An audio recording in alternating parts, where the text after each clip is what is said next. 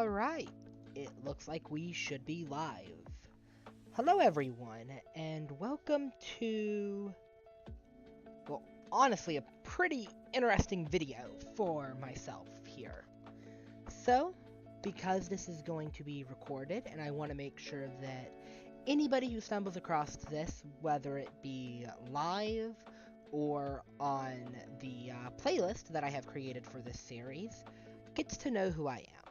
So, hello, my name is George, and today we're going to be learning how to make a video game. Now, some of you might be wondering, well, what gives you the right to tell me how to make a video game? Well, honestly, it's more of I want to just improve my own skills as well. I recently graduated college for game development, so I think I'm at least a little bit qualified. Just a little. Hopefully my internet will keep me, up. So I'm gonna real quickly connect to the stream using my tablet, which is what I'm actually going to use to monitor everything.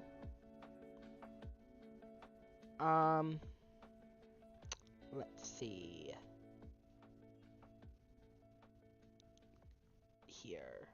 My tablet might not let me connect, so it might take me a few minutes before I can actually get into any,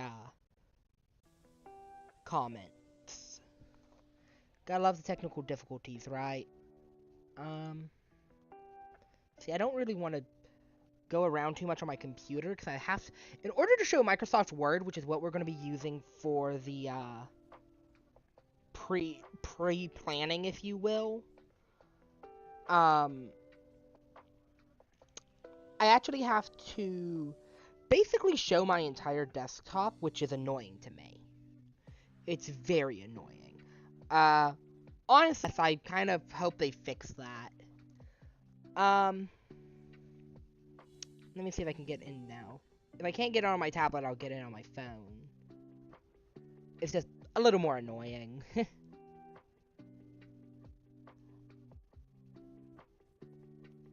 So, I go here. I will hopefully, like... Okay, I am live right now, right? I now hope I'm not just sounding crazy just talking to myself, because I cannot find my own live stream.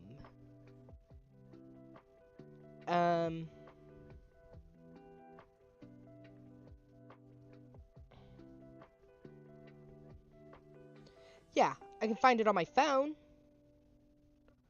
Just can't find it on my tablet. Funny.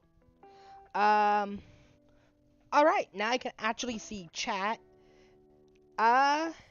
Do not worry, I'm not going to be using that project as any kind of example. As I actually said at the very beginning of this, we're going to be making a game from scratch. So, just using this document as actually a scratch document, let's go over the phases of game development, because submitted in a basic state. So, all your game mechanics will be added in a basic state. Animations and basic models are used instead of placeholders. and you have some kind of level design.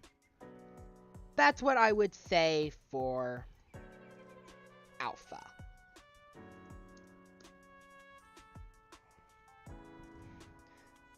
Some people will disagree with some of these, but this is just what I'm going to be using. You're going to have your beta, which you're going to be fix bugs from alpha as final features. We'll go over what I mean by final features. In school, we actually called these C features. In the industry, they're called C features. You have A, B, and C features. Alpha implements all of your A and B features. Beta tries to implement as many of your C features as you can. Before you're just like, yep, nope, can't add any more. Unreal Engine 5. We're going to use C++ for the final code and Blueprint prototyping. There's actually going to be a little bit more we're going to use with Blueprint in the end. Everyone is different when it comes to Unreal Engine 5 and where you should use C++ and where you should use Blueprint. My school always said that you should start things off in Blueprint and then convert it all to C++. And once you get really good at doing that, you just start doing it all in C++. I went to school as a programmer, so that was very understandable on what to do. However, there are some things in Unreal that are not actually meant to be done in C++. And do UI in C++, it's a little bit of a headache, to say the least. And,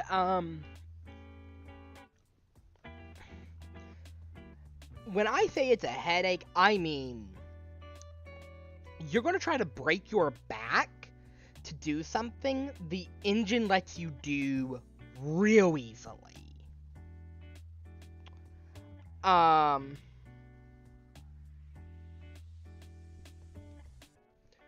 So I'll go over that more once we get into creating our project. For our work schedule, this is going to be non-applicable for these streams. I plan to try to have at least one video every week. However, if something really advanced is asked, like, well, how do we do this specifically, I might have to take a bit of extra time to be able to go through, research it, and make sure I have a good presentable showcase to teach you all how to do. In the actual working world, you normally are going to be doing about 40 to 50 hours a week. In school, we had to do 30 hours a week minimum on any game project we worked on. My current game I've been working on, that's currently on pause due to server issues, called Daydreamer, during the final stretch, I was working about 18-hour days, taking a nap and getting right back to work. The reason you want to plan out a work schedule, though, is so that way you're not going to be hit with surprises of any kind. You know exactly when you want to work. If you are an indie developer who's, say you found this because you're wanting to learn how to be a game developer, but you're still in high school, you know? Obviously your work schedule is going to be a lot lower because you're going to be working around classes. Say that you're someone with a full-time job, and so you're only going to be able to work like 1 to 2 hours a day, maximum. That's why you want to try to plan out at least some kind of schedule. But remember, this is flexible. This is an important thing. Make sure your work schedule stays flexible. Because, well, we're all just humans, after all. If you're like, I'm going to work 16 hours every day, my game's going to be the best, you're going to wear yourself out. You gotta find a good balance of work, and just work when you can, but work consistently at the same time. With those two being said, the things we're going to have left is creating a game idea and figuring out our gameplay mechanics. So, let's do our actual game design document. Simple Edition. I'm going to say it that I will teach you all how to make a game design document, as we are going to design a game together for this series. However, we're not going to have a game design document like what's actually required.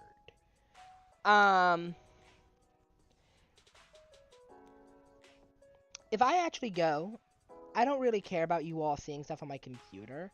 If I go into here, go to my documentation, I can actually open up this document. This was the document I had to make for school for the game I'm working on. It has notes from the teacher. It has a lot of stuff not filled out. And as you can see, it is about 31 pages long. It's a long little document. We're not going to go that deep because while we could, I feel like it's going to be better to do something simple for you guys. So, first, let's choose a base game type. For this series, we're going to do the simplest of the types of 3D games, which is a first-person shooter. A first-person shooter, for those who do not know, is a game where you are in the perspective of the player character. You have a gun, and you are able to shoot things. That is the basis of a first-person shooter. If we want to be more specific, this is our genre right here. Okay. Now, for this specifically, I'm going to go over a reference game. Because you can always make a game from scratch. You can always come up with your own ideas. However, if you are like, okay, I want to make a game similar to this game, you're always going to have better luck. Not saying don't go out there and make your own game ideas. But remember that you can take inspiration from things. Some indie hits even are inspiration, or take a lot of inspiration from other games. Undertale takes lots of inspiration from Earthbound, for instance. In a way, anyway. And it is a formula that's followed for that type of game. So our reference game will actually be a game mode specifically. It's in, I don't remember exactly which Call of Duty uses it. I think it's just the Black Ops games. But we're going to copy the Call of Duty Zombies game mode. So, with that, those two known, what game mechanics do we need? Well, obviously, we need an FPS controller. We need to be able to move a character around, move the mouse around to turn the character, click to shoot a gun. Those are all just necessities that are needed. Do we necessarily need to act? Well, we'll get to that in a minute. You have a lot of freedom when you're making a controller. We will be making one from scratch, as I'm going to show you all how to do everything, instead of using like one of the templates. There are always templates that you can use, but we are not going to be using them. Anyway, back to mechanics. We're going to need a gun, obviously. Let's have a gun switching system as well, where you can cycle between different guns. We have our zombie AI that we'll have to make. Doorways that you have to pay to unlock.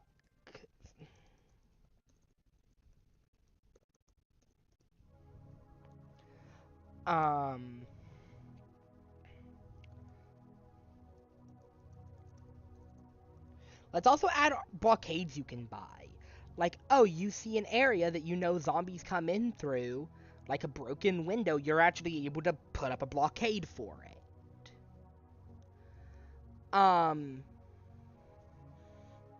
pretty sure, because I will not lie, I've barely played Call of Duty Zombies myself. But it is a fun game mode that I have played before.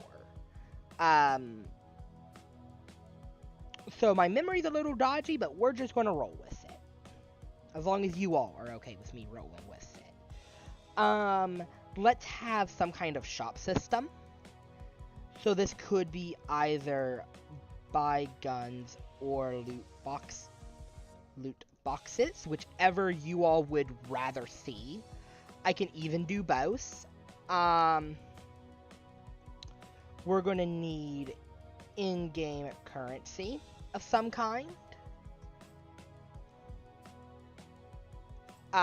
Let's just call this for now points. simplistic. And let's see, is there anything else we really need?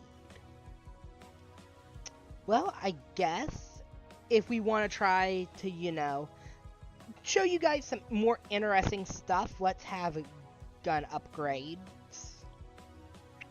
/ customization. And that will be our mechanics that we will focus on. Again, for anyone either watching live or watching this afterwards once the video has been uploaded to YouTube for everyone to watch, please feel free to ask for any feature to be shown, for really just anything.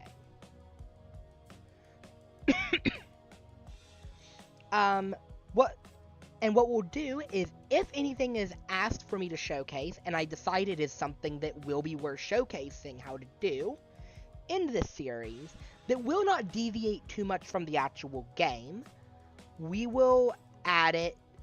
I will add it on this document at the start of the stream. I'm gonna real quickly, before doing what I was going to do next, I'll do possible mechanics. So stuff that, or possible systems, let's call it that. So things that I will cover if people want me to, or things that we could actually add into the game. For instance, the big one, multiplayer. That right there will take a while, because I would want to get some actual images to show you guys to explain how multiplayer works. But making a multiplayer system, which would actually include lobbies, custom loadouts,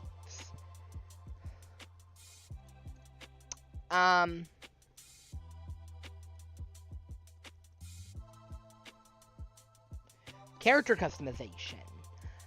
I do know how to make a character customization tool. My entire issue is that I'm not personally that good with modeling. However, if people want it, I will teach how to do it. It might be a big job, but this is going to be a big series, covering a lot.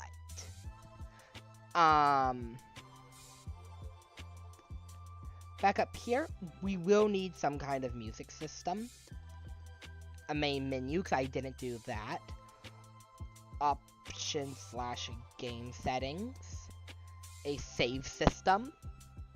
Those are some big things that I had accidentally forgotten. This is also why you've got to take your time in designing. And you've got to remember that every little thing that we think of in a video game pretty much has to exist somewhere on this document. But for now, what we're going to do is we're going to make the A tiers. These are you have to have these in the game for the game to work. So we have our FPS controller, our gun. While gun switching is important, I would say that it's not an A tier feature. So we have our zombie AI next. Our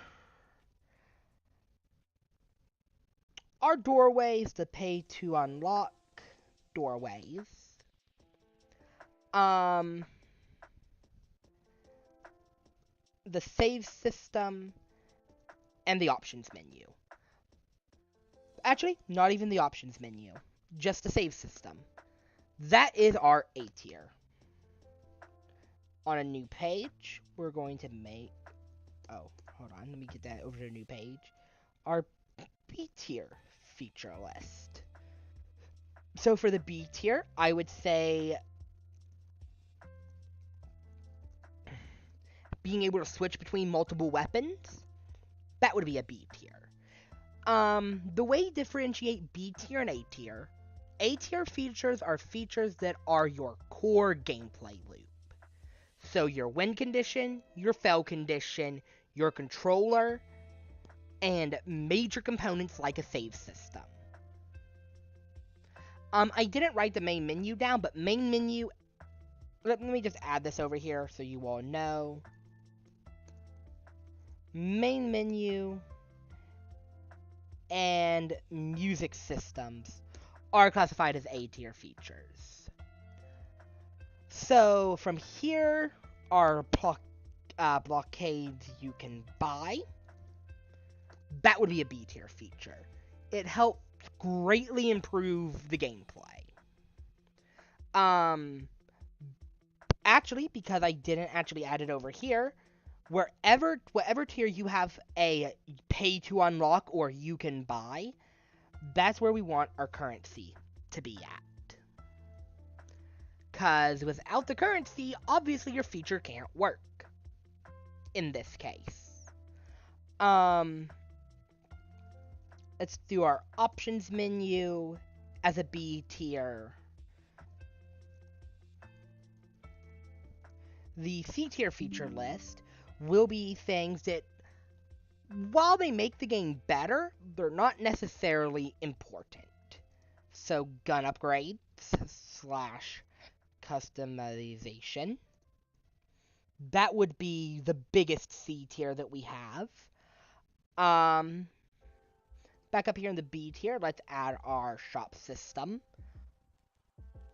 Because being able to purchase weapons that you can switch between would be classified as part of the main game loop, in my opinion.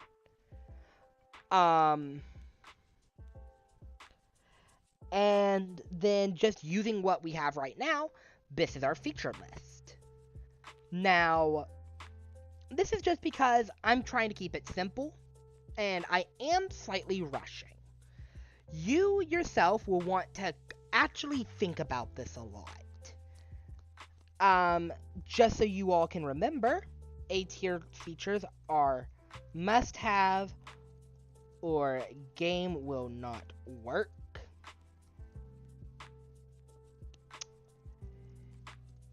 B are improve gameplay,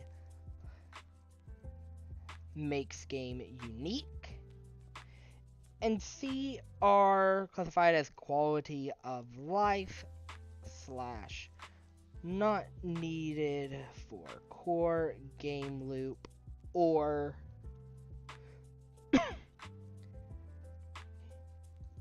uniqueness.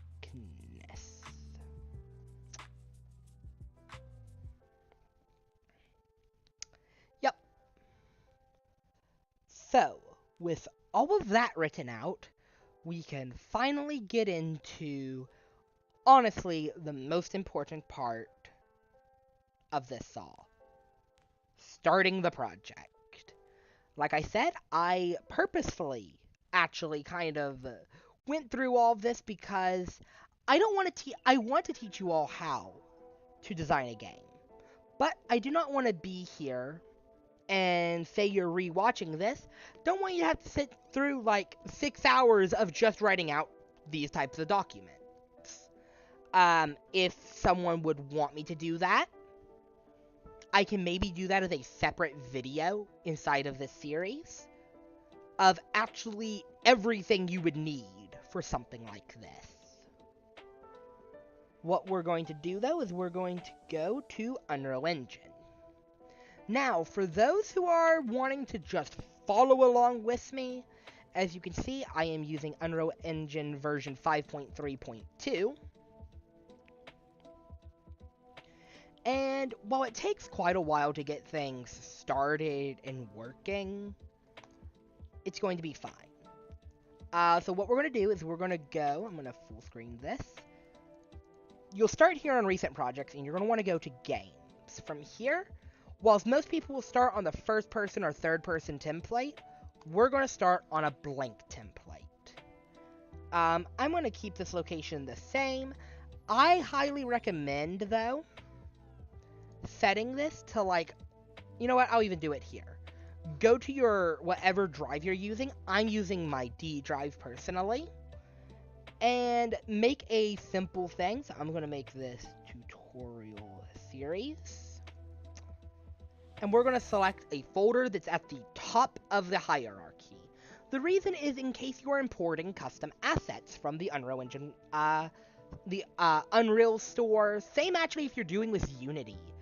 Basically, there's a character limit for how long this string can be down here in your project. If it's too long, it can actually cause some serious problems. So from here, we're going to make sure this is a C++ project.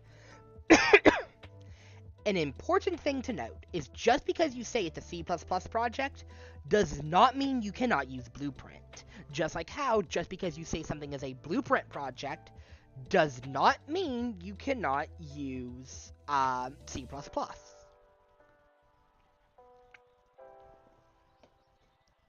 From here, I recommend choosing your target platform. For us, we're doing a desktop game with maximum quality. This right here would be maximum quality will basically mean you're targeting the latest of computers. So you're going and you're wanting to make a PC developer, but something that we're actually going to do just to test it with you all is we're actually going to select scalable. Some features are disabled by default but can be enabled based on the actual hardware. That means instead of just assuming someone has the best of the best computers, we can try to make this run on lower end devices. I personally always work in maximum.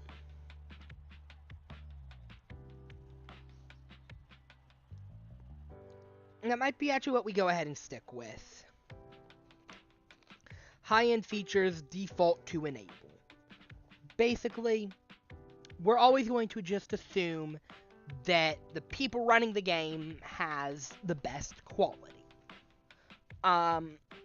Again, though, this is really up to you. Also, if you have a lower-end computer, not made within the last couple of years, I would say, I would recommend going to scalable. Or possibly, as much as I personally dislike the engine, switching to Unity. If you all would also like a Unity tutorial, once this series is done, let me know, and I'll try to dip my toes back in. The reason I'm opening up this is just to actually show you guys my actual computer specs, so that you all know what I'm working on. So this is what I classify as a high-end computer. I have a 12th generation Core i7, 15 gigabytes of RAM, although my computer has an issue, and as you can see, 10 gigabytes are always in use for some reason. And my main graphics card is a 3080 in my laptop. So for people in the chat, if anyone is actually watching, I've not actually been looking over, I just noticed I've not gotten anything. What should we call this project? I'll give you all a couple of seconds to think, and if I don't get anything, I will enter in something myself.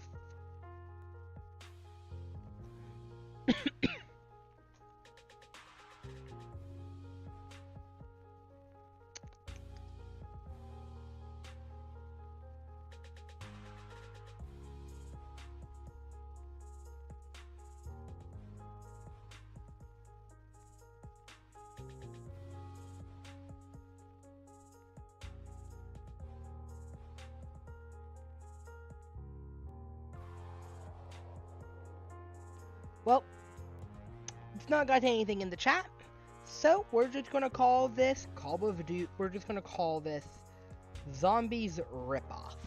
Something you should note about your project names: these cannot contain special characters. You cannot have spaces. You can have underscores, though.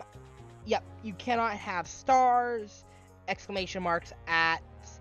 You basically can have A through Z, 1 through 0, and underscores. And let's press create. Now, this is actually what's going to take the longest for today, before we actually get into creating stuff. Again, I'm going to show you all the workflow that I personally use for my actual projects. So what is that workflow? Let's open up our document here. Let's just go into insert, blank page. So my workflow is to create a blueprint, prototype in blueprints, and then convert to C++. And that's what we will do.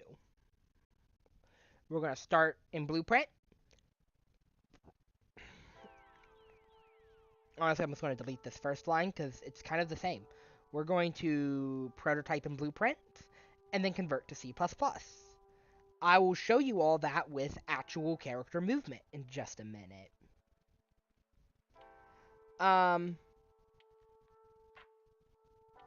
This will take a while. Depending on your computer, it can take longer or shorter. I am running off of a laptop, and so my stuff is on the longer end of the spectrum.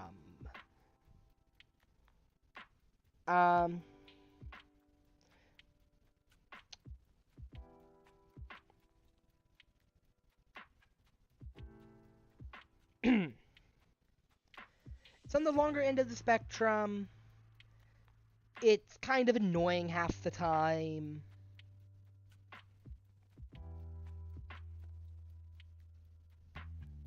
And sometimes it feels like it's not even working, like right now. This is actually normal for Unreal Engine, sadly. I actually would have normally started the project beforehand. However, I didn't want to do that specifically because I wanted to show you all exactly what I was doing. I feel like it's best to constantly show what's going on. So yeah, here we go. Here's how you know it's working. If you followed the setup exactly like I did, you'll actually get Visual Studio open in the background. Now, for those of you who are new to programming, Visual Studio, I'm going to have a slightly better version of it. What I recommend is coming over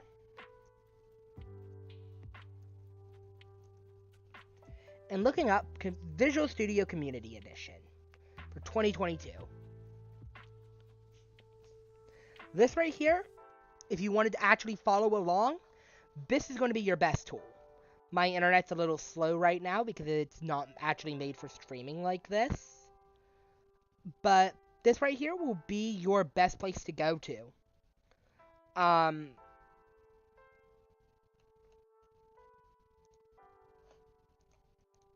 I personally actually have, you'll notice if I hover, oh, it doesn't actually say. I actually have a version that I have through my schooling. I don't know how much longer I actually have it for. I think I have it for another year before my license expires. But I'm going to be using it as much as I can. So, over here on the code side, before we look anything in the editor, I want to explain some things. So, you'll notice that you have a solution. The solution is your project. Think of it as your project wrap as a whole. There's this engine folder, and for our purposes, we will never touch the engine folder. This is Unreal Engine 5 itself. If you want to learn more about how to customize Unreal Engine to better suit your own needs, I recommend looking into it yourself. This tutorial series will be for beginners to people have maybe messed with coding before but don't call themselves don't say that they're proficient in it. And I myself am what I like to classify as a gameplay programmer. I work on gameplay. I can do graphics programming, but I'm not that good with it. And I can do physics programming, but I'm, again, not that good with it. Your next folder here is your games. Under here, you'll see your project name. You'll see this source folder. Here is where we're going to be living. We're going to be living here. The programs folder is the Unreal Engine automation tools. You'll probably never touch that.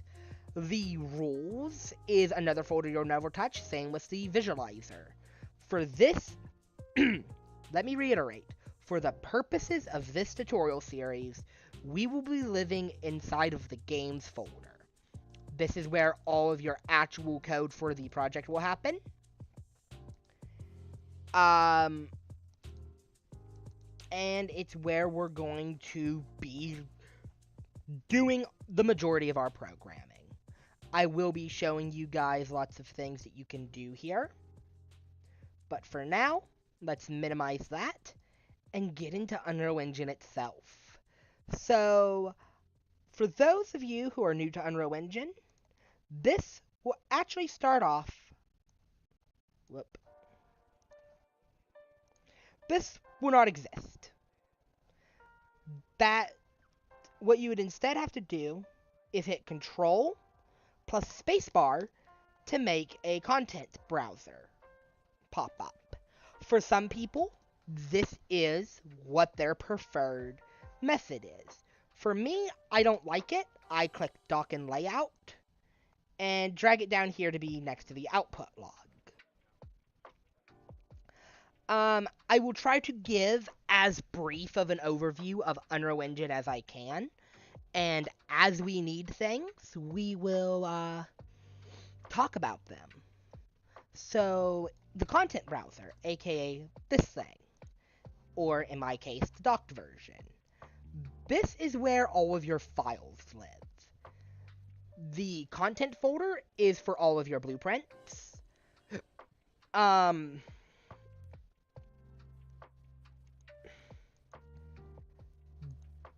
For some reason, it's not wanting to actually show it up on my end, and it just does this sometimes, but you should also have a C++ folder in here. And that C++ folder is this folder right here. So try and remember that. If not, don't worry. I will be helping you out. The output log is another thing you should be able to see. I've not actually opened Unreal Engine for the first time in a while. If you do not have any of the windows that I show, the way you get them, if you come up here, you click Window, and you'll find it. For instance, the output log is right here. You can just click it to open it and dock it wherever. Again, this is my preferred layout, but you are more than welcome to have whatever layout works for you. The output log will tell you everything happening in the engine and within your game. As of right now, this isn't going to be too important for us. But remember that it exists. Over here is the details panel. If you select something like the directional light here that starts off our base scene, also if you're curious how I sped the camera up, you can right-click into your scene, and hold right-click, then you can WASD to move around. You can scroll wheel up to speed up the camera, scroll wheel down to slow down the camera. And you can also change it right here. So, whenever you have a object selected, you can see the details in this details panel. If I ever seem lost, by the way, OBS does not capture my mouse when it's inside of Unreal Engine for some reason. So I'm honestly just trying to find my mouse half the time.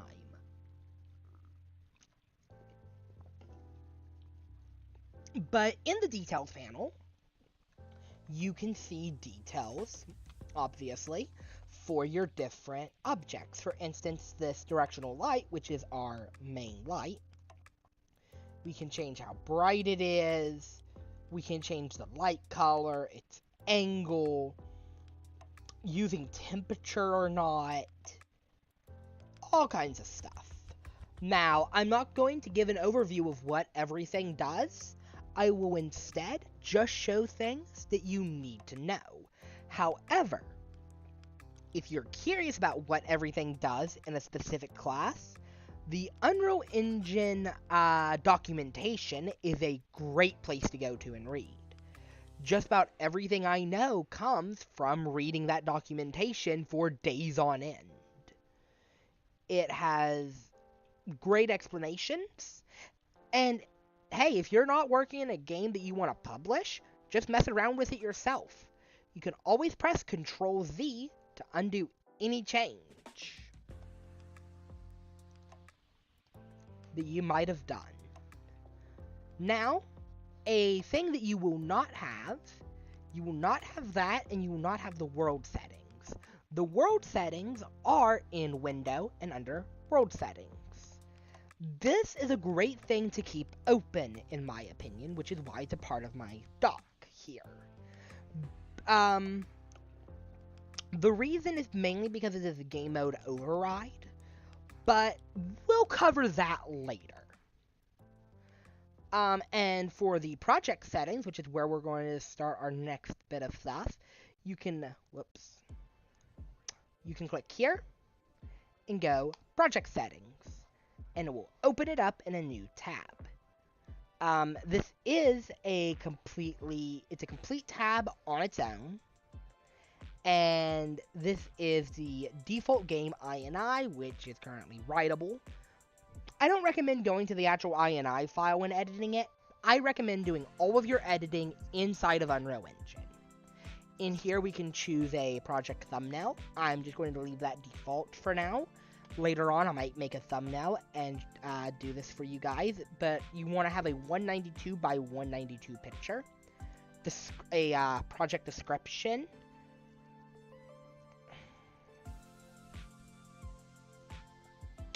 We'll just do that. Project name.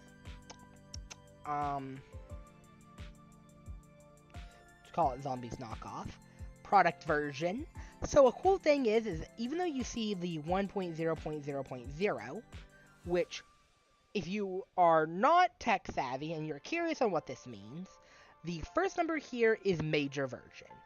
So a lot of places will truncate this down to that. This is your 1.0. The second 0, so 1 means major update. The second one would be something like a major bug fix or a major content update. Say you added a whole new level, you could do that. The next one is more bugs. Honestly, this one's more content, this is bug fix. So, major bug fix. Say you found out that if a player shoots the ground at just the right angle, they can launch themselves into space and get out of the map. That's what that one's for. And then the final one is minor patch. Something like you found out a button was slightly unaligned, and so you just moved it over. Wasn't really game breaking, a lot of people probably didn't notice it. You can also, though, do something like that. You don't actually have to keep this as Unreal Engine's version. As I mentioned, most people truncate down to either 1 dot, so like 1.0, or 2 at the maximum. Minecraft, for example, which is that had like 1.12.2 major content update product version, major update, bug fix version. It might not be an exact science, but it's a good starting point.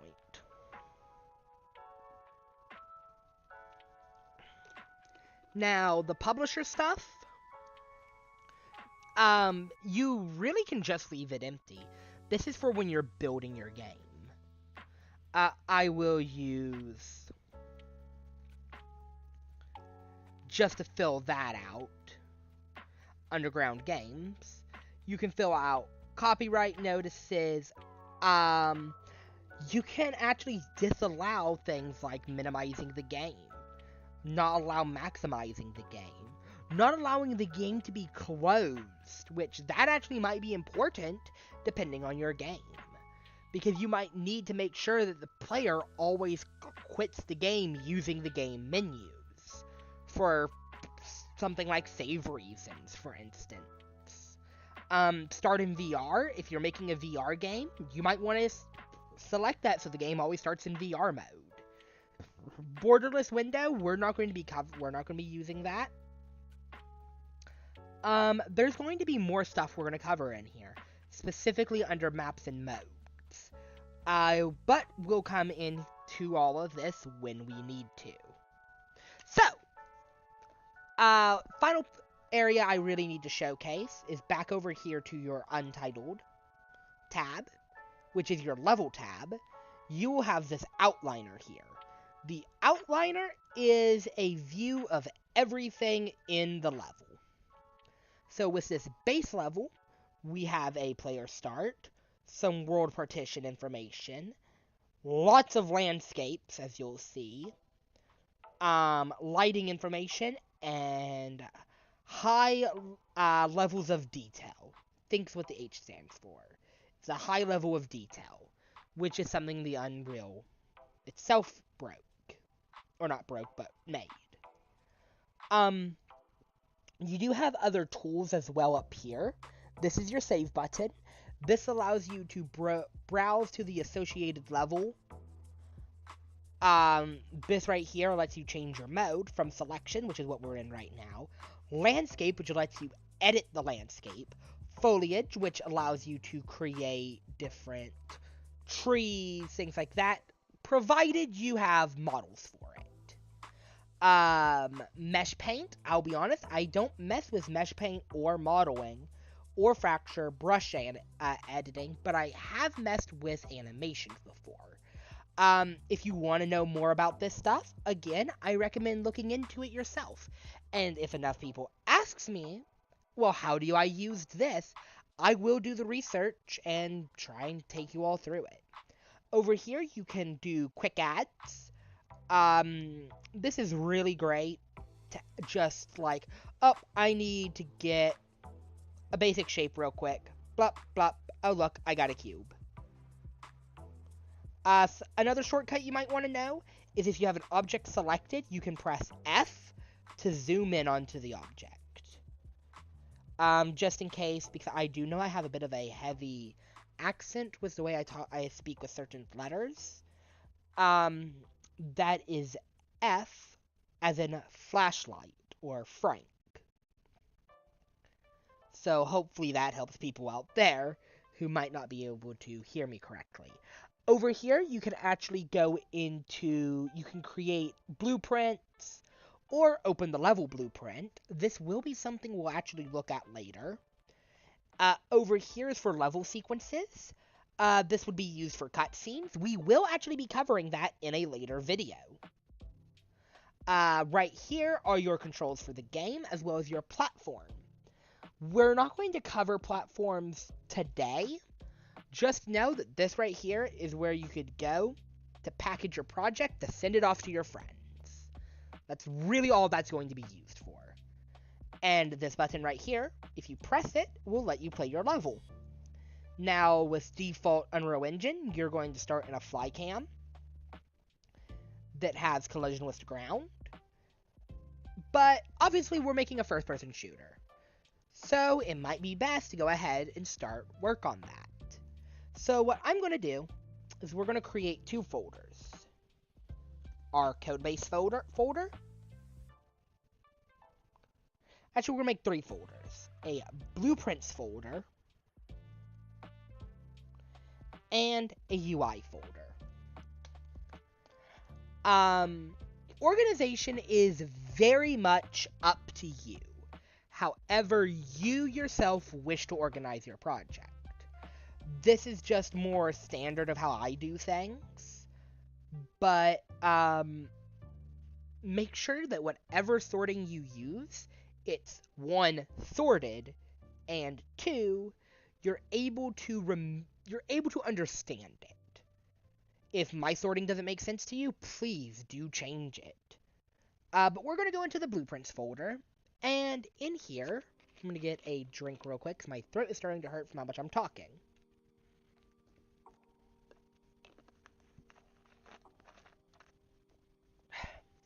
In here, we're going to right click, we're going to create a new folder, and we're going to call this players. We're going to call this player underscore blueprint. And in here, we're going to make a blueprint class, and whenever you make a blueprint class, you will be shown this, where you can pick a parent class. Just to kind of briefly go over them, an actor class is an object. Think of an actor as a model that has code behind it, or a button that you can walk over and press. Or models with animations like TVs. That's what an actor would be. Just remember, it's basically just something simple with code behind it. Next is a pawn. Think of a pawn as a player of some kind. Whether this be an actual player behind the keyboard, or it is a NPC, an AI, that's controlling it. A character is a humanoid. A pawn, while it can receive input, you could make a pawn into something like a car, or into like a spaceship. A character is a humanoid that has gravity, they're able to walk around, and this is what we'll be creating in a minute. But just to continue down this list of items, next is your player controller. The controller is your actual player character, if you will. It is the code base behind that player. It's what's actually receiving the input and calling things into the character. Your game mode base, which we will be going over this later as well, this is the rules of your game. It tells Unreal Engine what character to use, and it's mainly for characters, but it also can define things like starting UIs, and it can hold a lot of code inside of it as well. This always gets reloaded each time you change the levels, though, and we'll go over that in a little bit. An actor component is something that you want to make, like a small system, but you also want other actors to be able to have. A great example, which we'll actually be using one of these in a little bit, would be a health system, where a character has a health and they have the ability to take damage. You don't want that just for your players, but you want that for your players, your enemies, etc. That's what actor components are for.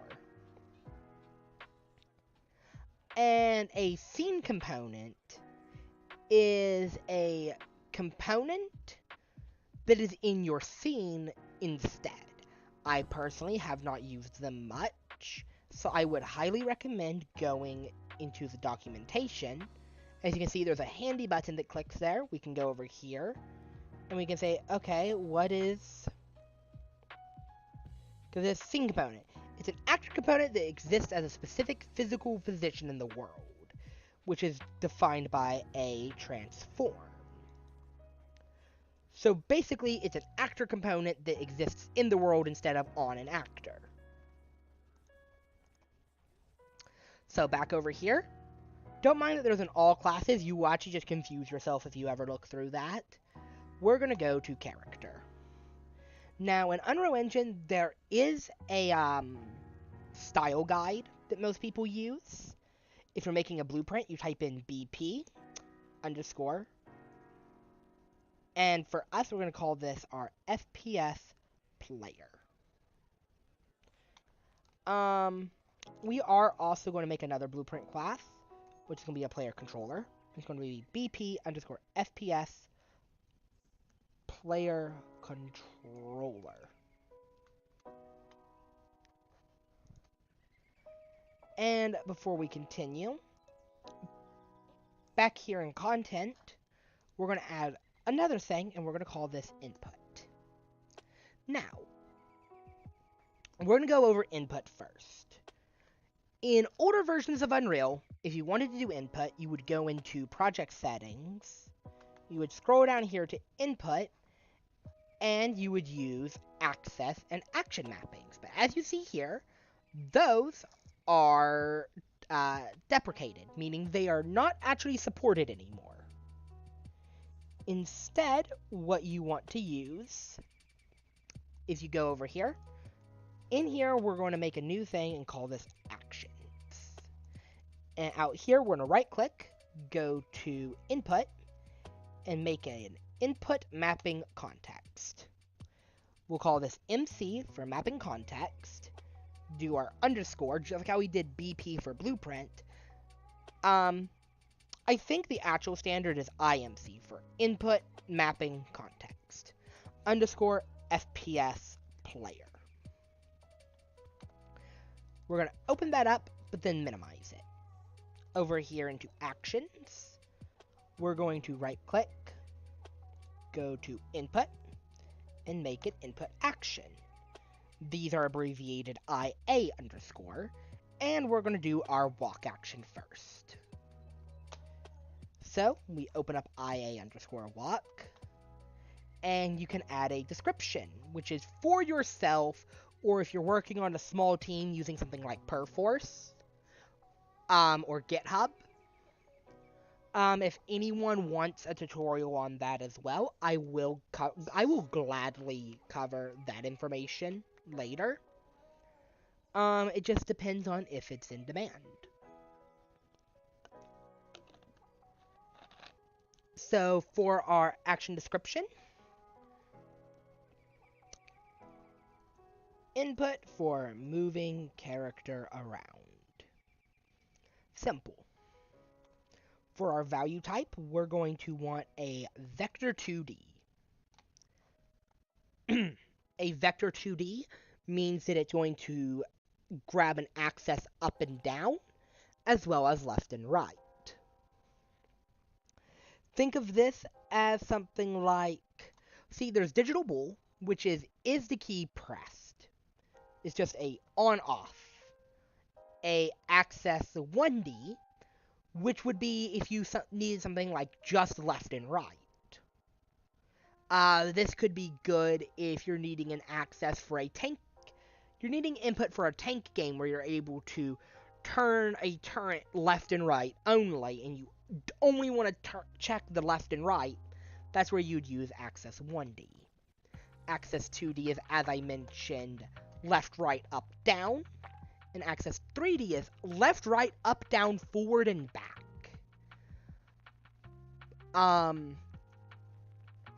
That would be good for like a space game. But we're just going to put it on Axis 2D. And from here, we're going to press the save button. Back over to IMC underscore FPS player. We're going to press, under our description, we're just going to say input controls for FPS player. And we're going to add a mapping. In here, we get a drop down. We can choose IA underscore walk. Now, as we all know, for walking, we have four keys.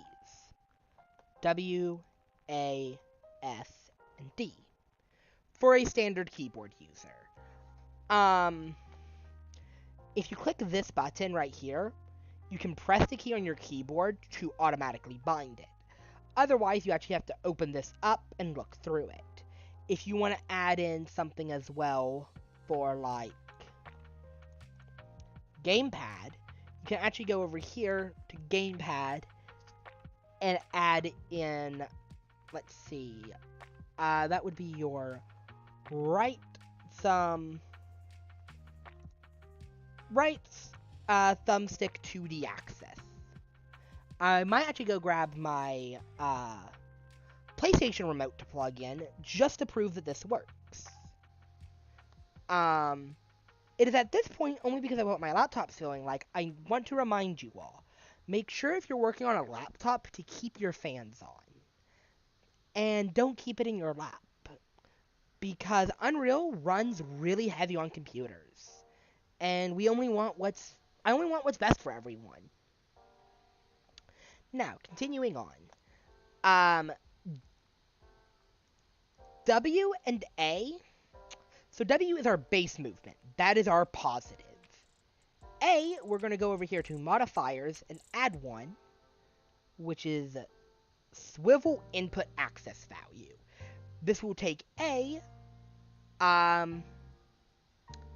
which is the negative, should take you left, and it swivels it And then we're going to add another one.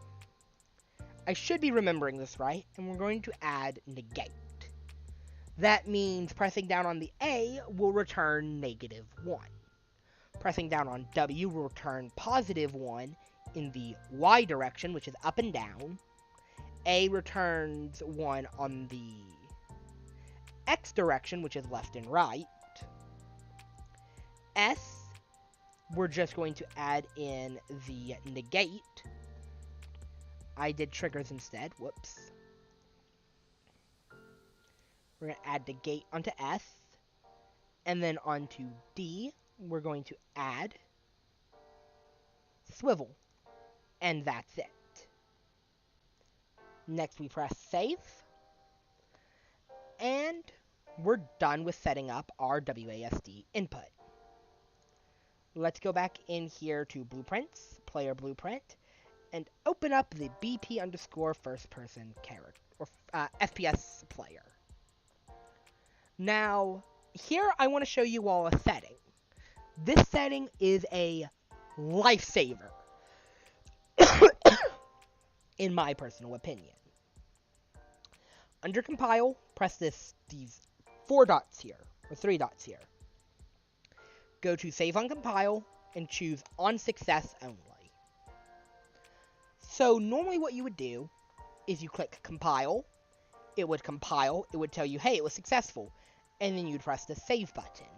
But with compile on success only, every time it is successfully compiling, it will automatically save for you. That just helps cut out a lot of the time needed. Trust me. It is well worth it to set that up ahead of time. So, this is the Blueprint editor. To give you all a quick overview of it, over here is the Components tab. This is very similar to the outliner that you see here. It is just an outline of everything inside. It is also split into 2 sections. The actual components itself, so in this case, the capsule component, an arrow, and a mesh. Then there's this line that shows you your actor components, which in this case is character movement. Under mesh, just for now, I'm going to click on mesh, go over here to skeletal mesh, and drop this down, click this setting, and click show engine content. I'm then going to choose tutorial TPP, just to have a base mesh here. Now in here, we're going to change its location to -90 on the Z, -90 on the rotation, and you'll now see it pointing in the same way as this arrow here. That is actually important. That arrow is pointing to the full. So we're going to add a camera. We're going to call this FPS camera. And I'm just going to manually drag this up and kind of inside the head of our actor here. Might just kind of... I think that should be good enough. We'll compile. Make sure you compile often as well.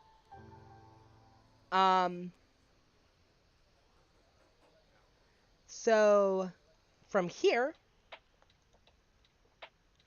what we're going to do is not go into the construction script. So you'll see that there are 3 tabs up here. There's viewport, which is where we started. This is also where you can see, like, details, by the way. I'd never mentioned that. There's this detail panel. This is basically like the details panel back in the editor. And the My Blueprint stuff actually shows an outline of all of your code. We'll go over this more in detail as we go over to the event graph, but the construction script is it's everything that happens right when this actor is very first created in the game. It's what has to happen to create this actor, if you will. For us, we're not going to touch this right now. Instead, we're going to go over to the event graph. Something that we always had to do in school was go over here to your class settings, if I remember right. No, it is class defaults.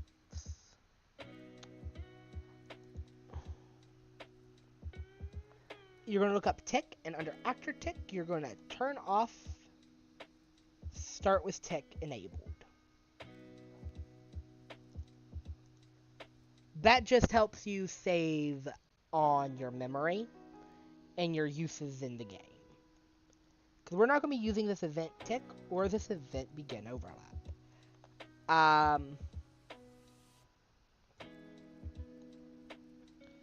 So, what we need to do first is actually create the input system. And we're going to do this because it's been a minute since I've done this. We're going to drag off the character movement. Then, nope.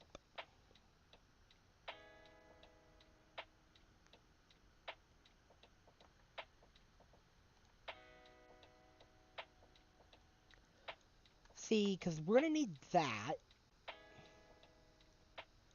But that is in a minute. I bet it's the player controller. That's what it is. I always misremember this, so we're going to get controller.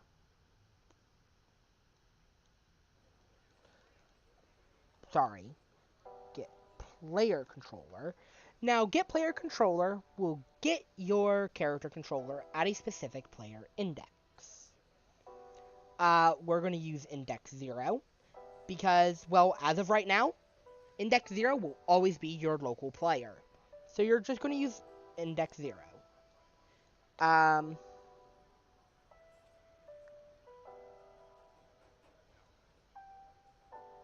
We're going to then call, not get, well, is it that? Yep. We're going to get this enhanced input local subsystem.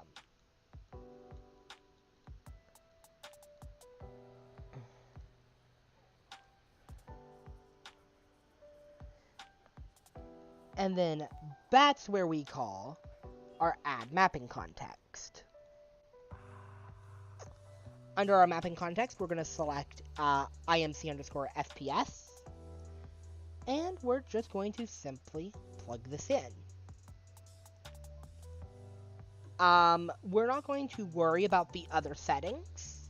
And we are going to hard code this. By selecting it here. A quote-unquote better way to do this, so you don't hard code anything, is to come down here to the My Blueprint section and find your Variables tab. Here you can press the plus button and create mapping context. Then you're going to drop this down and look for mapping. Make sure that we are stopping that. We're going to compile, and you'll see that we can now select in here the IMC underscore FPS player, exactly what we put here. Then we can drag in that variable, and now this will do exactly what it was already doing. Yay, we did a circle. So why do it this way? Well, it's for when we were going into C++. You don't want to hard code anything.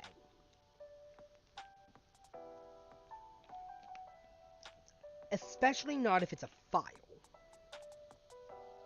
So if in the future we want to change this little mapping context, say that we have a couple of mapping contexts we want to switch between. This is great if you're doing something like a vehicle. You would actually be able to change this variable, and only this variable, in order to change that stuff. So we're going to go ahead and compile, and now it's time to actually get in to movement. So somewhere else down here, we're going to right click and look for IA underscore walk. we're going to drop this open by clicking this. This expands and shows us everything. Under action value, I'm going to right click and click split. Honestly, I actually don't need everything, because for walking, you just want your triggered and your, we'll use started actually. So, here's a little thing that people don't seem to explain well in tutorials, in my opinion. So, on here, you'll see we have triggered, started, ongoing, canceled, completed. Triggered will happen multiple times. It happens when you first press the button. When you first press the button, a couple of ticks after you've pressed the button, and then when you let go of the button, it fires it again. So it fires it about 3 times. Cancelled is, pleated is whenever you let go of the key. And, you know, this one isn't called, this one's called instead. Ongoing is something that will pretty much never be used. And started is when you very first press a key. Basically, if you want something to happen the second you press a key and no other time, you want to use started. So from here, we're going to grab our character movement. And we're going to look for,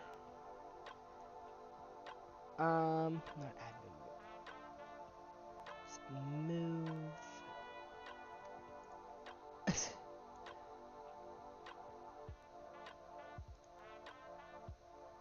I could have sworn.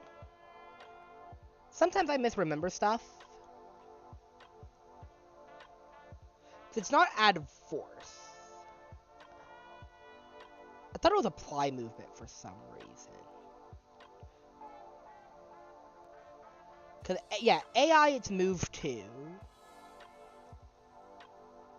Add input vector. That's what it is. I'm pretty sure.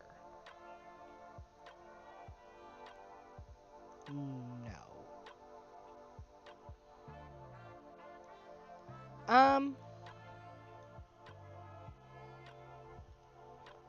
Yeah. I'm pretty sure it's add input vector. We'll figure this out as we go to make sure I'm remembering right. It's funny because I had all of this planned out already, believe it or not. So what we're going to do is we're going to right click, get player controller. You're going to get player controller quite a lot. Then we're going to get world. We're going to get, not rotation. We're going to get the forward vector. Yeah, it's not input because that's why I know it.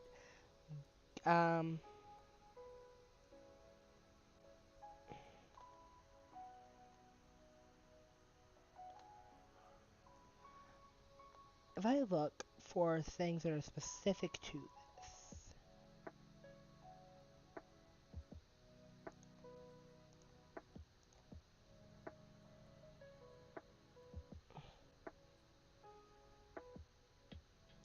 Upon movement.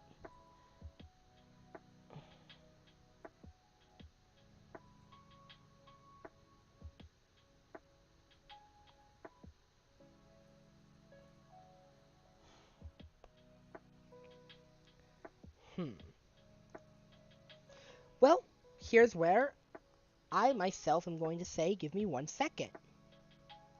As to determine what I'm actually forgetting here, I'm going to launch up another one of my projects. This is why I say that I'm going to actually take my time after today to learn what you all want and actually research it and have it prepared ahead of time. It's also why I wanted to do this live, so that you can see that even people who know what they're doing, they make mistakes. And really simple ones at times, too.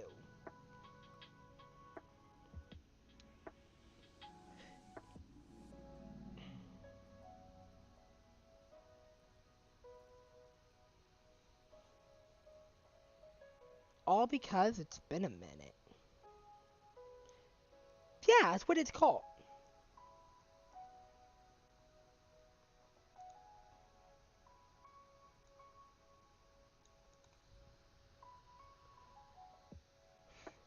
Okay, so that should confirm. The reason why I'm getting so confused is because I'm looking for the right thing.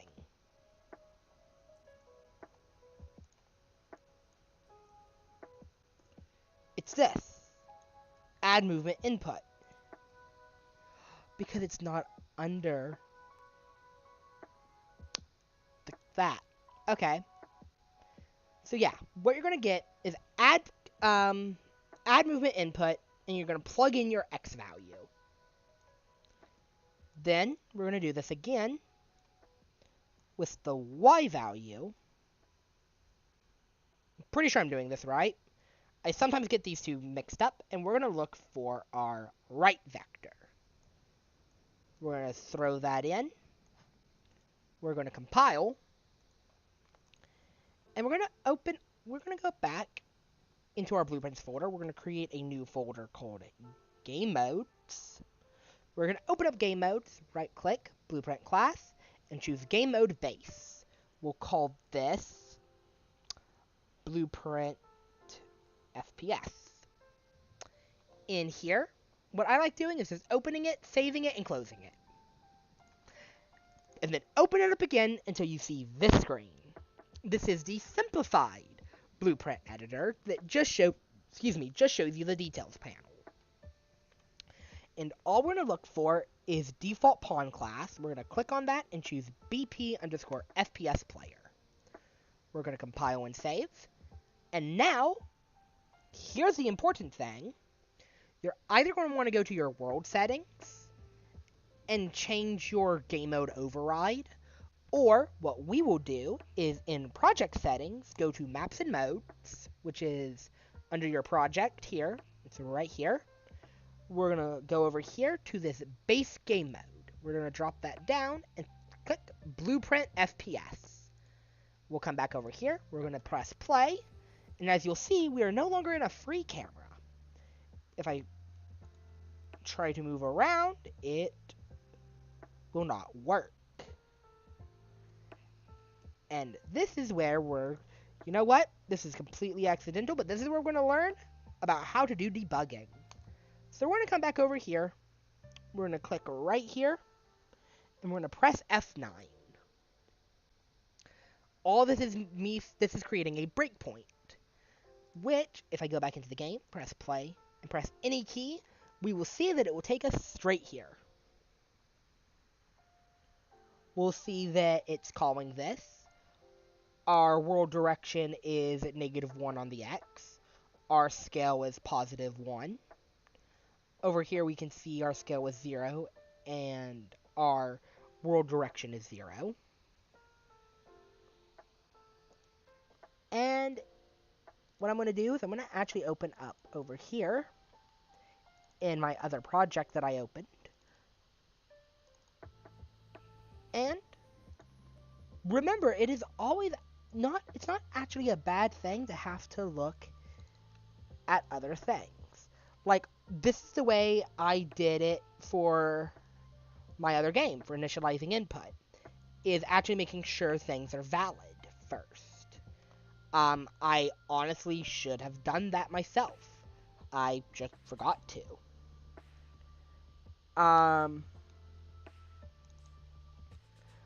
Over here, get player controller, get control rotation,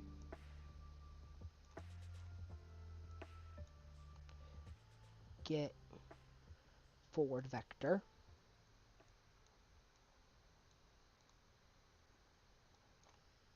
get right vector.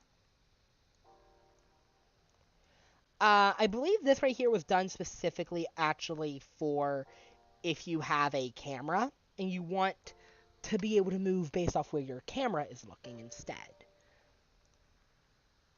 So let's see if this works.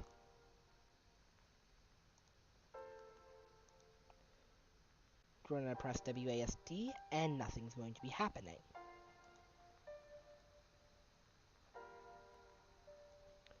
Okay. So over here,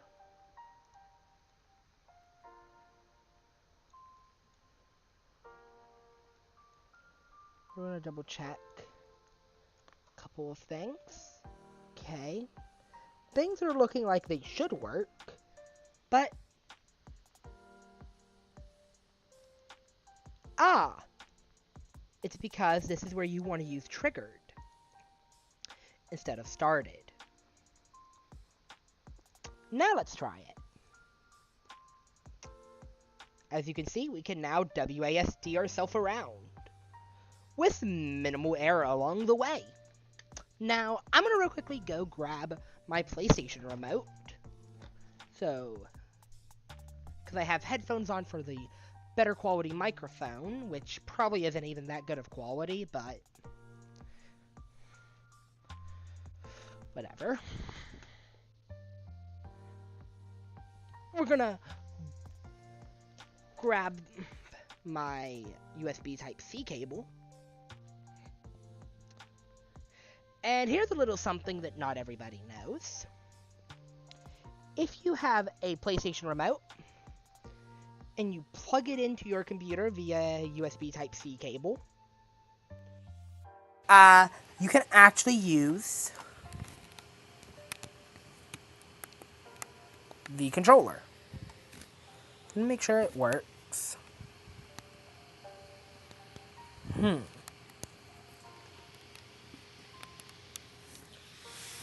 Seems to not work on my controller.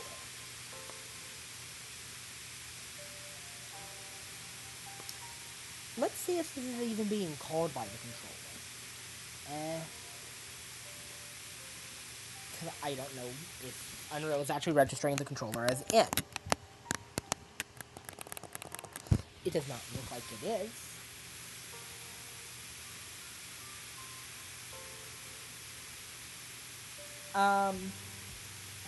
This could honestly be a lot of different things. For now, we're going to ignore it.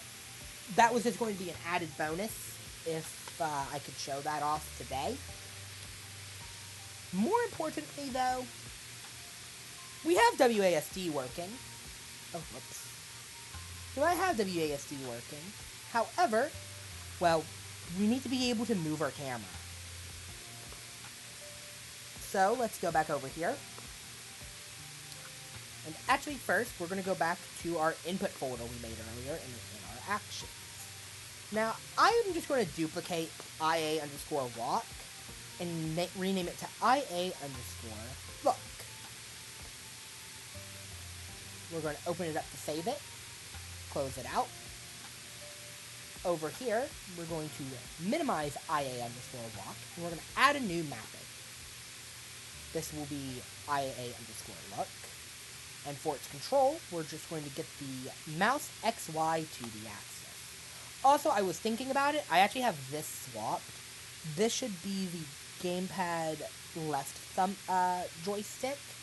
And over here, we can actually add another. Go gamepad and right joystick. But mouse XY to the axis. We save, we come back over here, and under here we're going to right click and type IA_look. You can see this is now here. We're going to split this structure. And what we're going to do is we're going to do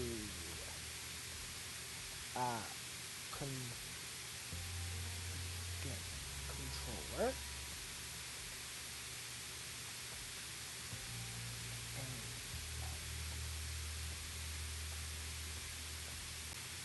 Sorry, it's add controller yaw input. And if I remember right, yaw should be the up and down. And then add control. Pitch. I could have these reversed though. Let's see.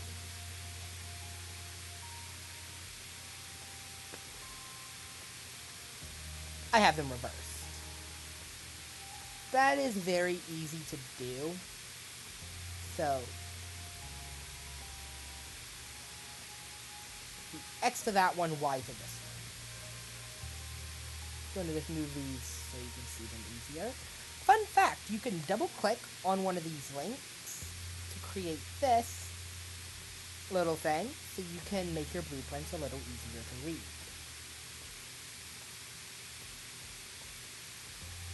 Just to help control the flow of it. So we will compile this. And now,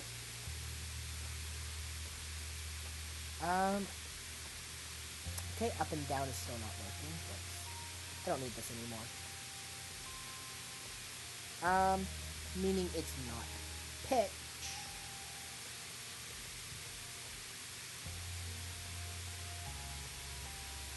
It's roll. We're going to compile.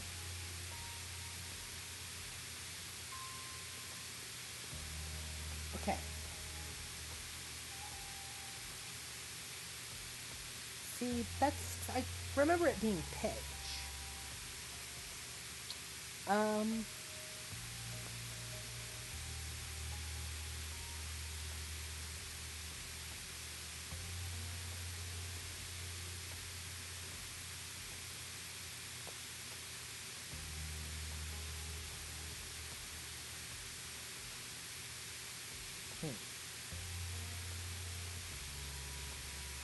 You can tell whenever I don't plan things, because I've actually got to try and think to remember how to do stuff.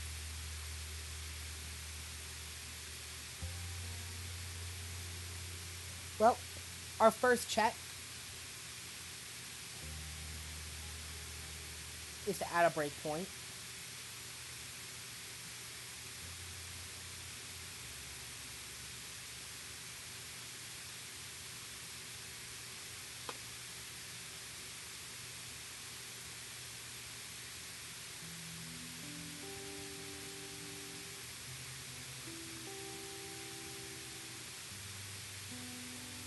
Okay.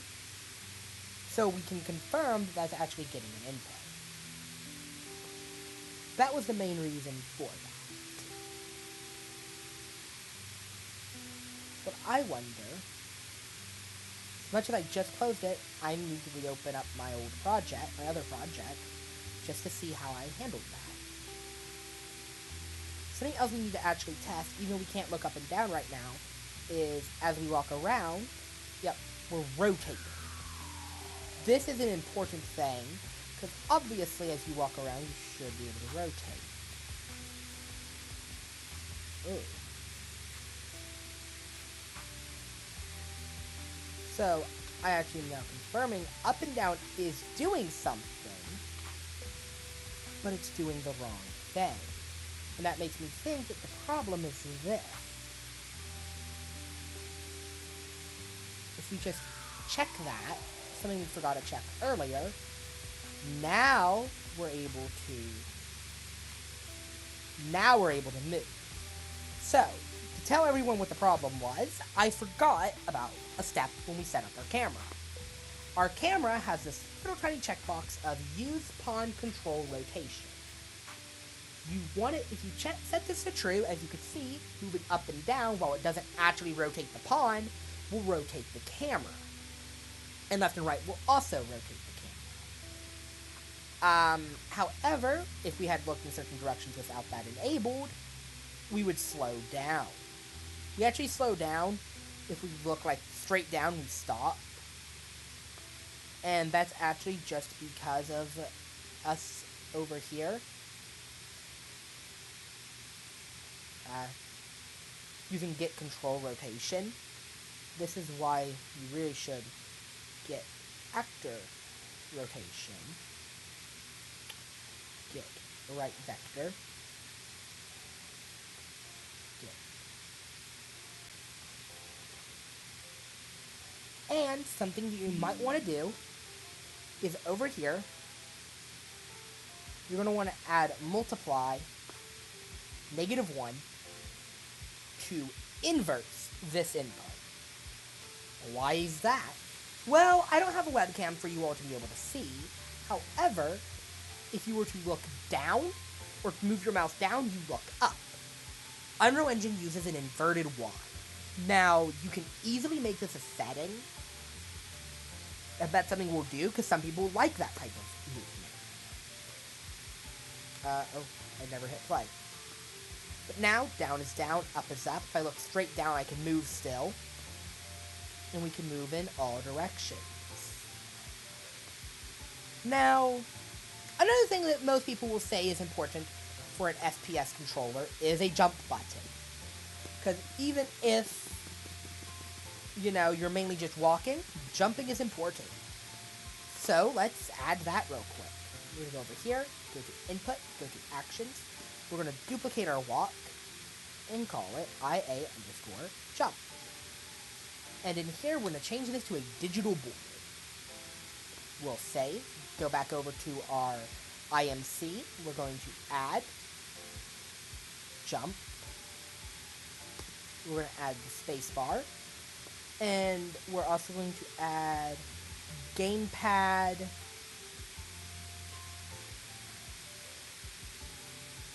I think it's face button bottom is what it will be called. We're just going to go ahead and save. Then over here, we're going to add IA_jump. And here we're going to get started. We're going to get our player movement.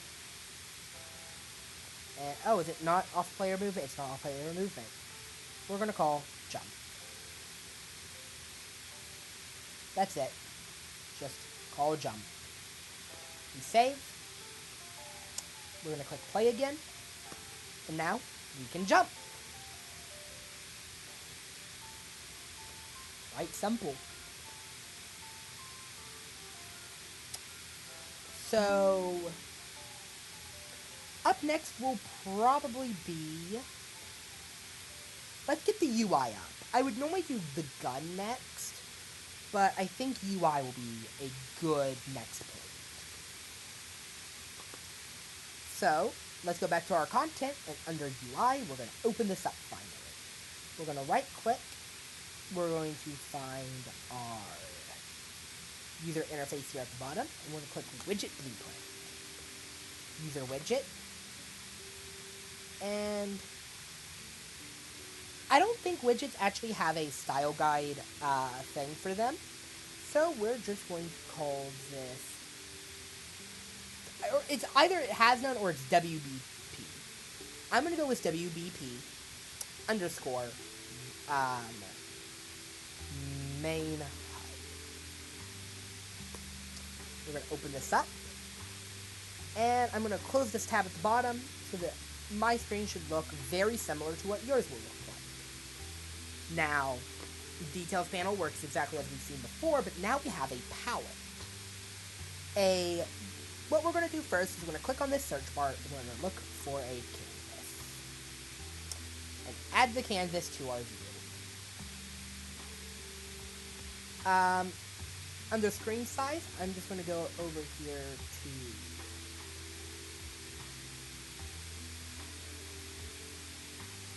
I'm not going to set any of that, actually. Because this right here is by default set to 1280 by 720. Which will be fine for us. Now, what we're going to do, I'm going to grab my progress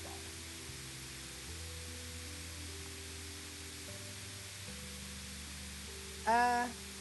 We'll set it down here to the bottom. Actually, like that. So if you're curious what I did, I clicked on anchors, I held Control Shift, and clicked this bottom corner. That will align it very well with that bottom corner down there. I'm then going to just move this up a little. Set that to a nice round number. And on our sides, let's go 200. So just a simple health bar down there. Then what I'm going to get is a horizontal box, which I'm going to anchor the same way I did with the other thing over here. our x position will be negative 80. Our y will be 40. Sorry, negative 40.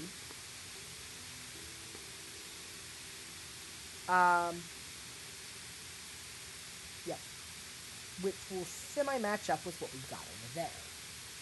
Our size will be exactly what we have over here, so 200 by 40. So that it's equal. Now, what is a horizontal box? A horizontal box is a box that sorts things horizontally. Wow. It's great, though, if you don't actually know what size screen people are going to have to keep everything alive, which is our goal with this one here. Now, what I will do is we're going to get text. Specifically, we're going to add 3 text spots to this.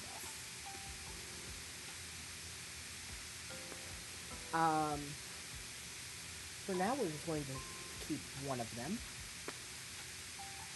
instead of the 3. We're going to set this to fill. This one's going to be set to left align. We're going to move this over so that I can see it. Like under text, for now, we're going to put 3 numbers. Up here, we're going to name this text. And we're going to set it to a variable. Next, we're going to duplicate this. We're going to turn off the variable, and we're going to call this divider. And for our text, we're going to do a slash. We're going to duplicate this again. Back to if it, of course, with its text, we're going to add 999. Now, you'll notice that this looks a little weird. Well, on this one, we're going to center align it. And on this one, we're going to right align it. And with that, we now have a little ammo counter in our bottom corner. Let's also add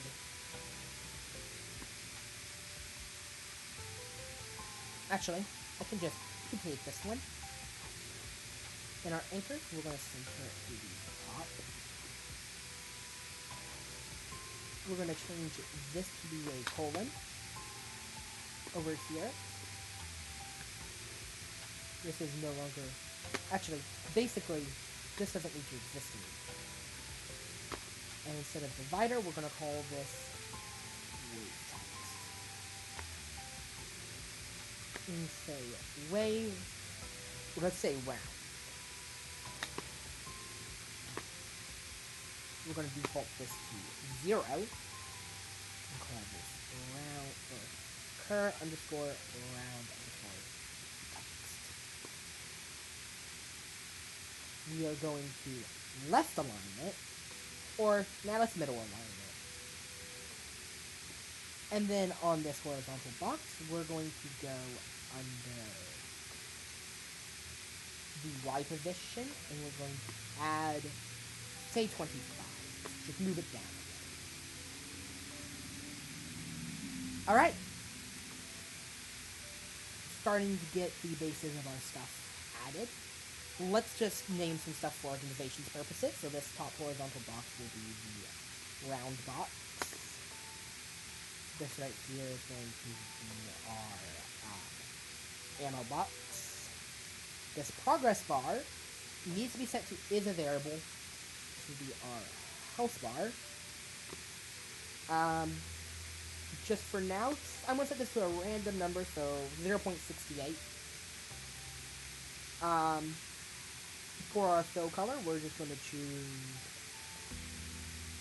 a nice kind of reddish color.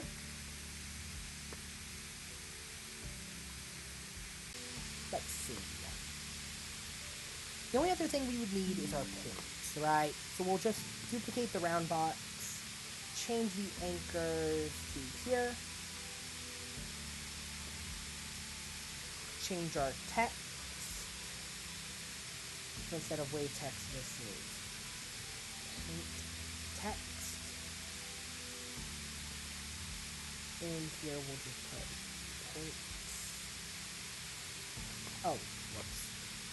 I'm editing the wrong one. It's this that we want to edit. Point text. Points. And let's go with 1, 2, 3, 4, 5. Let's make sure it can hold a 5-digit number. Then this box we're gonna rename it to box. Let's make it a variable, and you all will see why later. Cur round text needs to be cur points underscore points underscore text. And let's Y position 25, X position -25. Just give it that slight padding. Let's make on both of these, let's select them both so you can select multiple items at the same time. Then we can go to font and we can change the font down to say 28. And it will actually scale on both of them at the same time. Just make it a little bit smaller. Over here, we're going to make our ammo.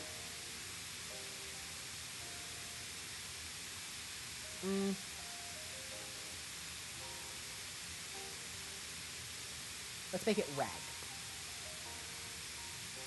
Actually, whoa.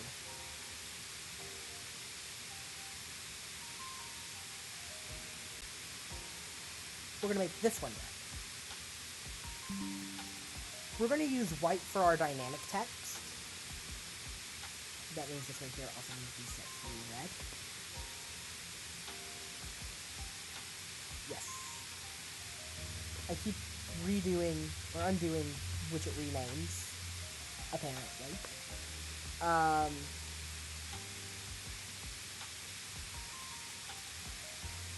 For our round color, we're going to make this red. For our points, we're going to make this red.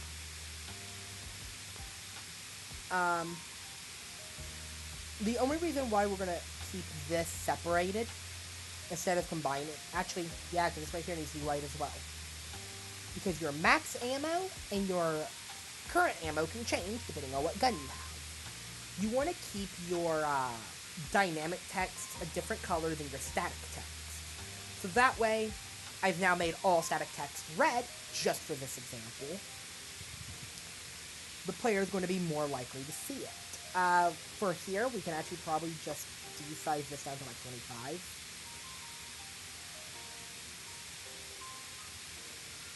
Honestly, align these a little closer together. Set these both to 25. So that your main ammo, what you're actually using currently, is big. This is all game design stuff. And I am more of a programmer. I'm not 100% sure on exactly what you should do. If you ask me, play around until it just feels nice to you. I mean, we might even do something kind of silly, where every time you fire the gun, your,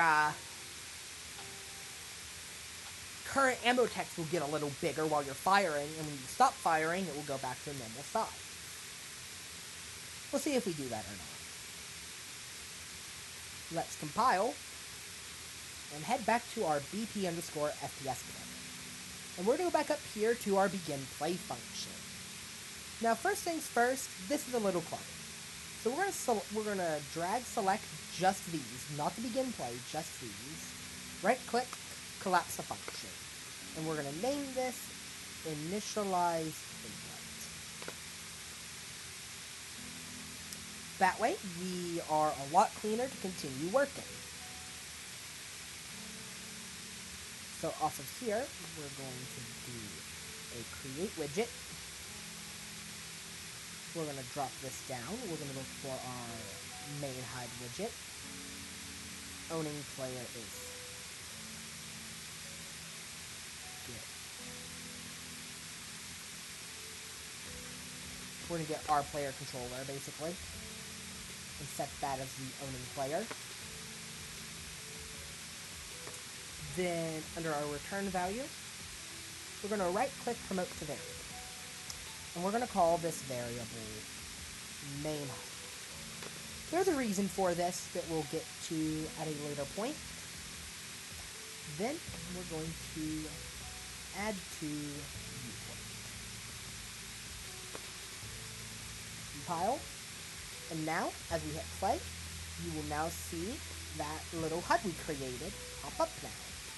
We have our view, we have our health bar, we have our round counter, our points, and our ammo and maximum.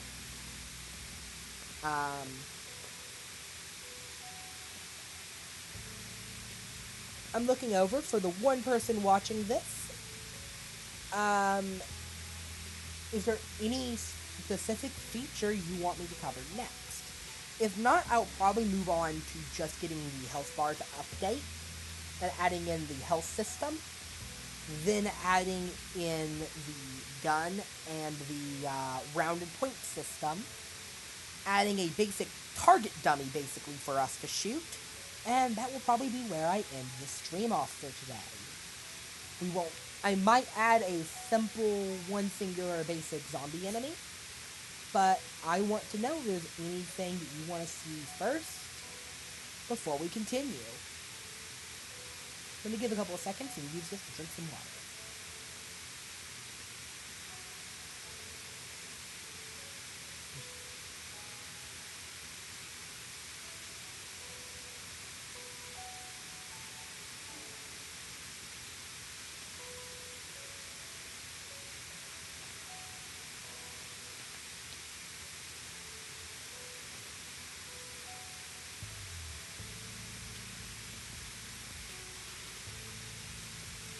Well, I'm not seeing anything in chat still, so feel free to keep typing if you're typing something, because I unfortunately can't know when someone is actually typing or not. What I'm going to do, though, is I'm going to start work on the health system. So, in our blueprints folder, we're going to make a new folder, call this components. And in here, we're going to make a blueprint class and choose actor component. And we'll call this BP underscore health. We'll open this up. And what we're going to do is we're going to add variables.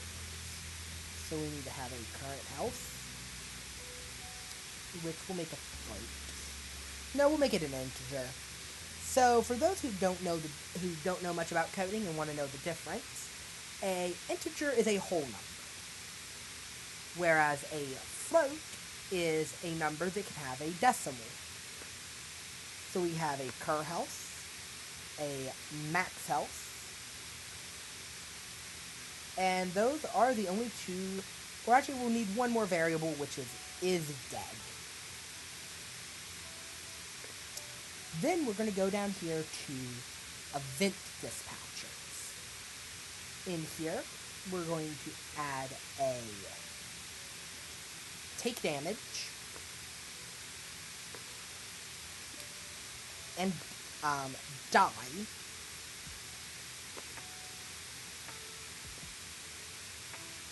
And just for now, we'll also add respawn. So, these are our three events that actually we'll also add in a heal. So you can take damage, you can heal, you can die, and you can respawn with this health system.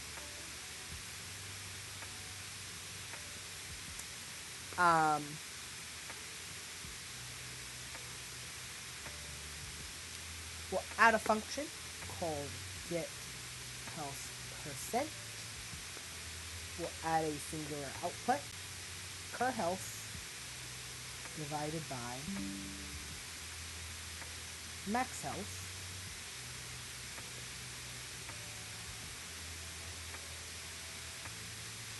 To a single precision fight.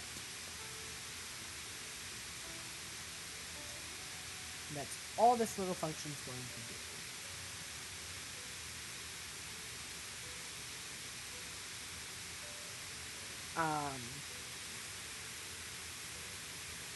From here, we're going to go back to our event class. We're going to compile.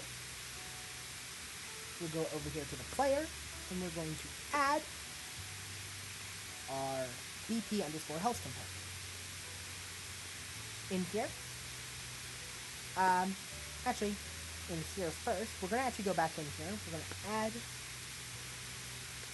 an event begin play to our health component, and we're just going to set current health to be equal to max health. Super simple. We'll come in here, and we'll set our max health to 100. Our is dead is 0. And nothing else we actually have to worry about. Then, what I can do is we're going to go back to our widget here. We're going to click on our health bar, click bind, and create binding on the percentage. In here, it needs a return value. And this return value will be simply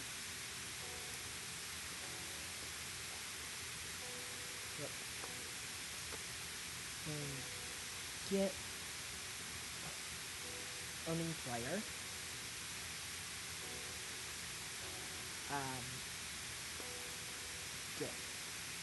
get player pawn at 0,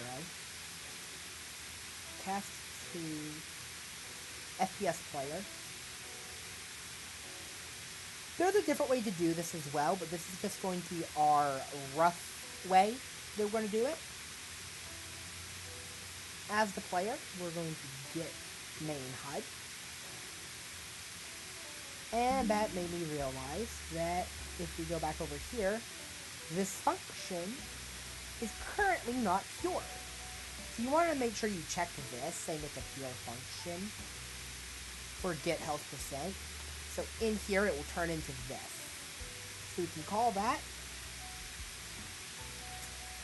and we can do that. Very, very simple. We'll save, we'll minimize, we'll hit play, and we'll now see that our health bar is full. And just so you all remember, over here, if I go into the designer, it was not full before. It had empty space. Meaning that our binding is actually filling that for us. Now, obviously the best way to test a health bar would be with an enemy. But before that, let's actually get just a couple more bindings done. Now, for now, we're going to say that the points in the round aren't going to be per player if we do make this multiplayer.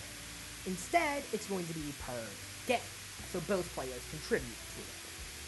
So, in our blueprint, we're going to, in this base folder, create a new blueprint class, and we're going to do the forbidden. We're going to drop down all classes. And in here, we're going to look for game instance.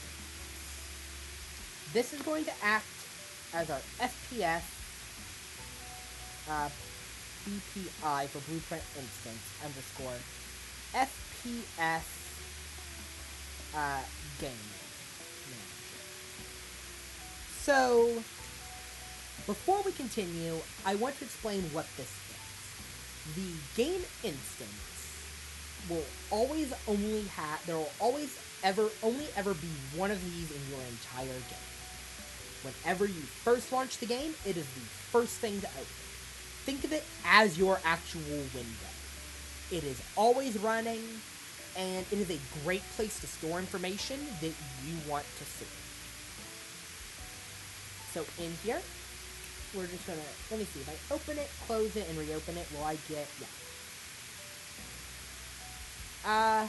However, I forgot, you actually can't add things to it in that little, non-editor. So in here, we're gonna go over here to variables. We're going to have an is round started bool. We're going to add in current points, which will be an integer. Current waves, which will be an integer.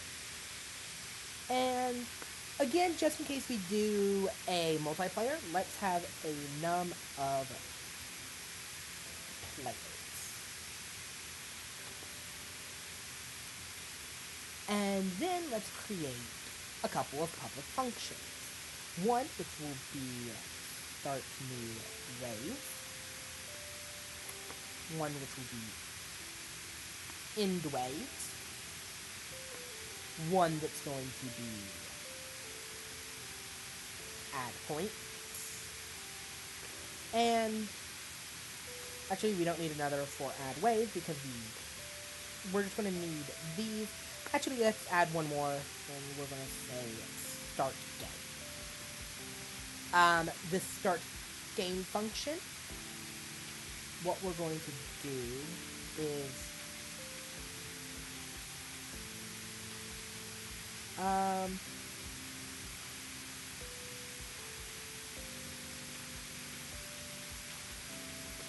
I don't remember how to get number of players right now. So well, actually, there's a cheap way. Get all actors of class FPS player, and then we're just going to grab the length of this and set number of players to the length of this array. Very simple. We'll also set current points to 0 and set wave to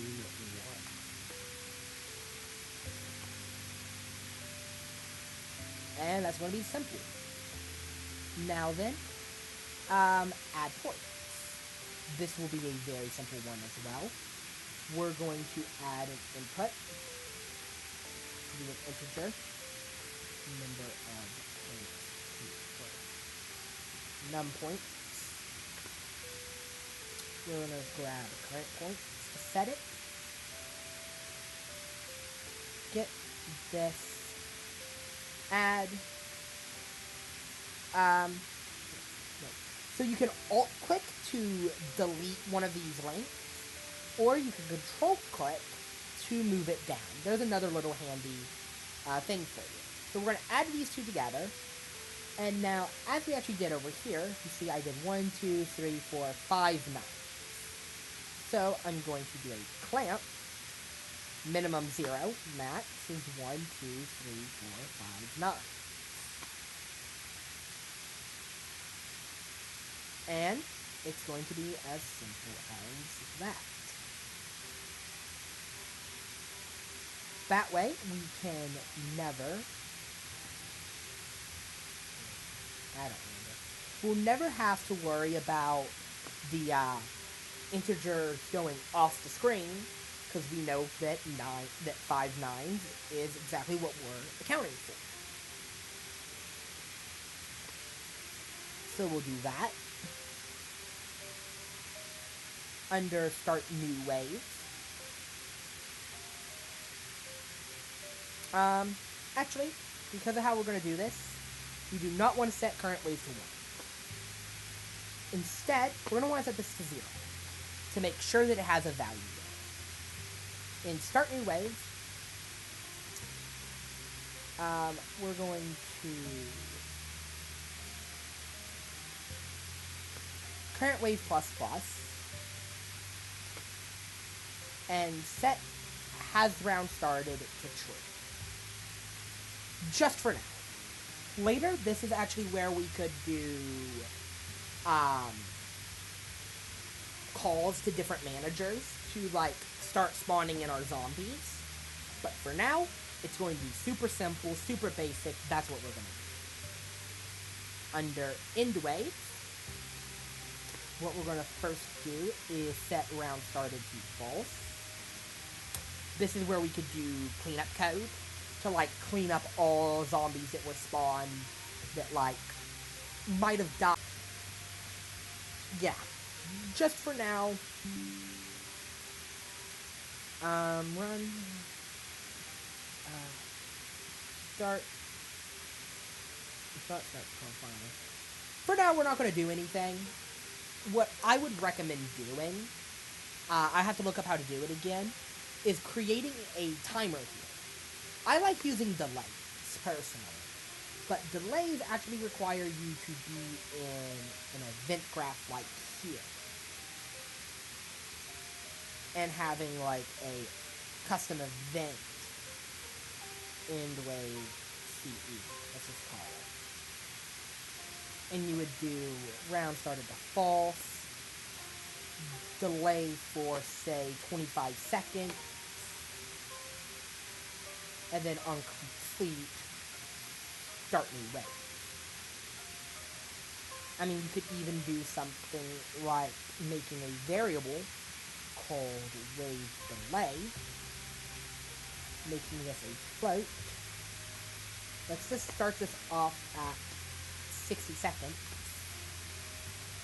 plugging this in here, and then, like, say after each new wave, after it starts, we're going to set this equal to whatever it was before,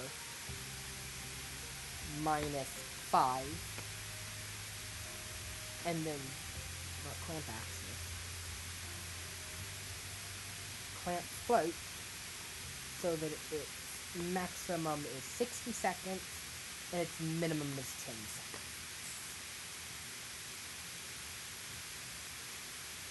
That way, each wave will go slightly faster than the previous. Obviously, you don't actually have to do something like this. You can hard code it, but these are the type of things you really need to think about when you're making a game. How do you want round delay to work?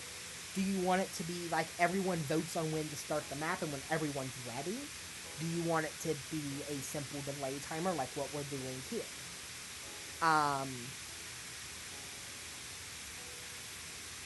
With all of that setup, though, what we're going to do is we're going to go back to our main HUD here. We're going to click on this text. We're going to create a binding.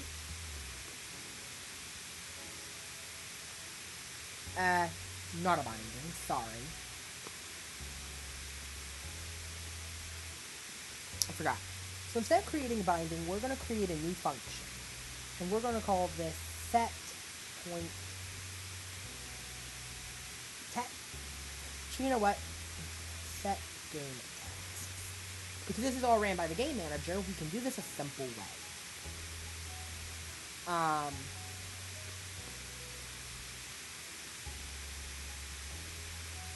Oh.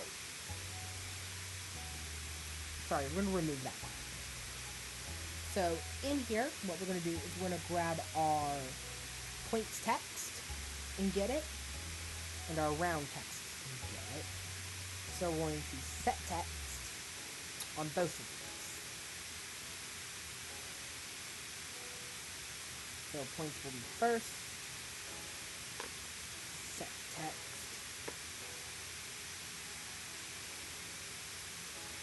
Okay. Next, we're going to do get game instance. We're going to cast to blueprint instance. This is going to be our first thing we do. We're going to cast to this. On a success, we'll continue. On a fail, we'll just print string for development only and say game manager not. I'm going to show you what this looks like in a minute by actually running this without the game manager set. Then from here, we can do get current points. To text from integer. And then that goes into our current points. Next, we're going to get current wave. So I typed wave instead of round in the game manager. And then to text. Wow. This might be... I might have to end soon, sadly. I think my internet is really starting to glitch out. In our event construct, if I remember right, we're just going to call set game text. Something we'll notice though, if I hit play, is it nothing was set right? If I go to our output log, sorry, not our output log, up here you'll see game manager not found this pointer. That is because what we need to do now is go back into, if I remember right, it's our project settings. Yep. Now, you see this game instance class right here? We're going to drop that down and change that to our BPI underscore FPS game manager. With that, when I hit play, we'll now see our round starts at 0, our points start at 0. And, of course, to prove that it's working actually right, I'm going to take this round text, and we're going to change it from 0 to round 99. And it will still go back to round 0. That is us proving that our little thing works.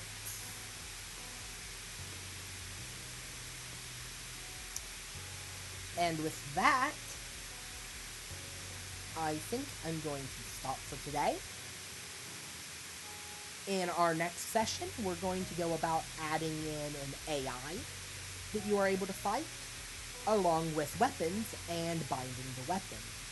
I will also cover starting off your waves. Now, what I will recommend is start your own project. And really, send me in the comments of this video. Send me, like, videos of you all working on this. And if this video has helped you, just please let me know.